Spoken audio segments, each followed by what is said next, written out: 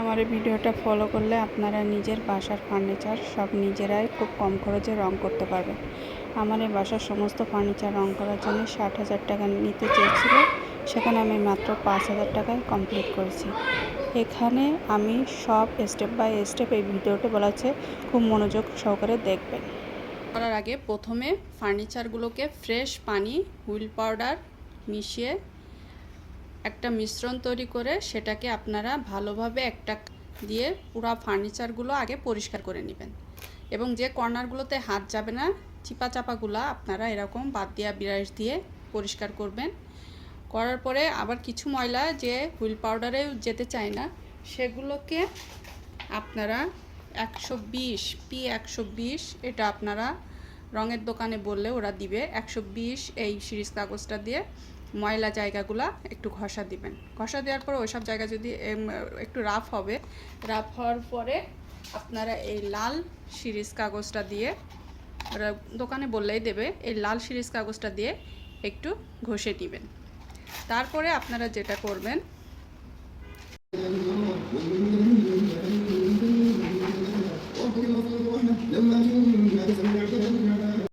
এখানে প্রথমে রং করার ক্ষেত্রে যেটা করতে হবে, প্রথমে ফার্নিচারটা পরিষ্কার করার পরে আপনার স্পিরিটের সাথে পরিমাণ মতো গালা মিশাতে হবে।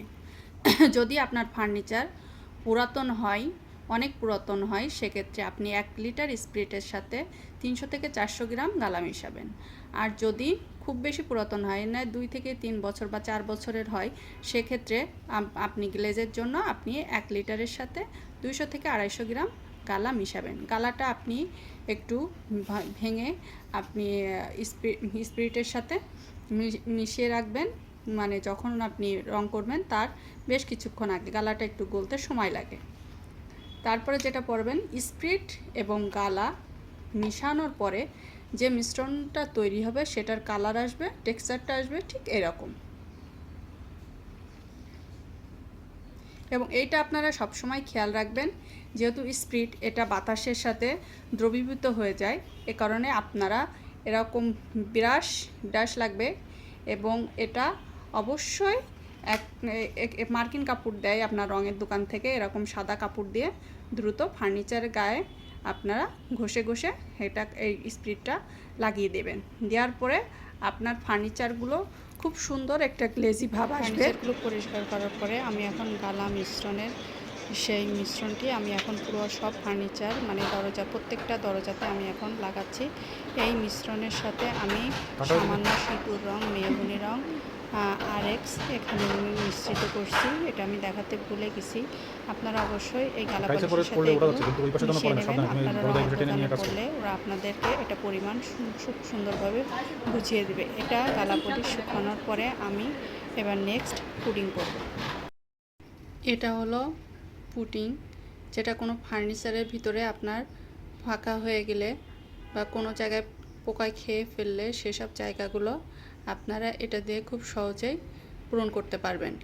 আমি অলরেডি এখানে দেখেন পুডিং করে ফেলছি। এখানে কিছুটা জায়গা ফাঁকা হয়ে গেছে। কাঠের ফার্নিচারে এই সমস্যাগুলো হয়, কিছুদিন ইউজ করার পরে ফার্নিচারগুলো একটু ফাঁকা ফাঁকা হয়ে যায়। আমি এখানে অলরেডি অনেকখানি জায়গা ঠিক করে ফেলছি। আর আমার মতন যারা এরকম গৃহিণী বাসায় এসব কাজ করেন, অবশ্যই খালি হাতে করতে যাবেন না। সার্জিক্যাল দোকান থেকে এরকম একটা গ্লাভস কিনে নেবেন, এটা মাত্র 10 টাকা নেয়। নিয়ে এই পুডিংয়ের মাধ্যমে এই ফাঁকা জায়গাগুলো এরকম টান দিলে খুব সুন্দরভাবে এই ফাঁকা জায়গাগুলো পূরণ হয়ে যাবে। পরে শুকিয়ে যাওয়ার পরে আপনি একটা ছুরির সাহায্যে বাকি জায়গা থেকে, মানে এই সাইড থেকে এইগুলা সুন্দরভাবে উঠিয়ে ফেলবেন। ফার্নিচার পরিষ্কার করা শেষ। গালা দিয়ে তারপরে পুডিং করে এবার আমাদের মেন যে জিনিস হচ্ছে কালার।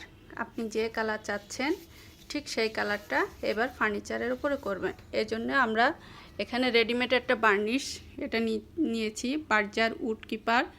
এটা আপনারা রঙের দোকান থেকে নিতে পারবেন, যে কোনো রঙের দোকানে এটা আপনি পেয়ে যাবেন। এটা আমার কাছ থেকে নিচে 295 টাকা। আর তার সাথে লাগবে একটা থিনার।